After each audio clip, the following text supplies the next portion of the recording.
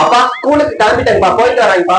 கிளம்பிட்டியா? சரி, பார்த்து சூதானமா போயிட்டு வா. நல்லா படிக்கணும், நல்லா படிக்காட்டி அட்டி உரிச்சிரும் பாத்துக்க. அப்பா அதெல்லாம் நல்லா படிச்சுக்கலாங்கப்பா.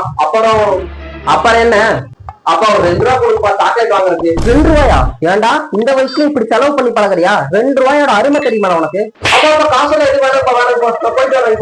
ஒழுக்கமா போயிட்டு நல்லா படிச்சுட்டு சீக்கிரமா வீட்டுக்கு வரணும். டேய் இங்க பாத்தீங்கன்னா புது ஹீரோ பையனா எங்க அப்பா ஃபர்ஸ்ட் ரேங்க் எடுத்ததுக்காக வாங்கி கொடுத்தாரு. டேய் நானே இந்த எழுதாறதுக்குள்ள உடம்பு கொடுப்பேனா? ஃபர்ஸ்ட் நான் தான் எழுதுவேன். அப்பா ஸ்கூலுக்கு கிளம்பிட்டேன்ப்பா, போயிட்டு வரேன். 10 நாளா லீவ் போட்டு வீட்லயே இருந்துட்டு ஸ்கூலுக்கு கிளம்பிட்டியா? சரி போயிட்டு வா. சும்மா போகிறீங்க, 500 ரூபாய் செலவு காசு கொடுங்க.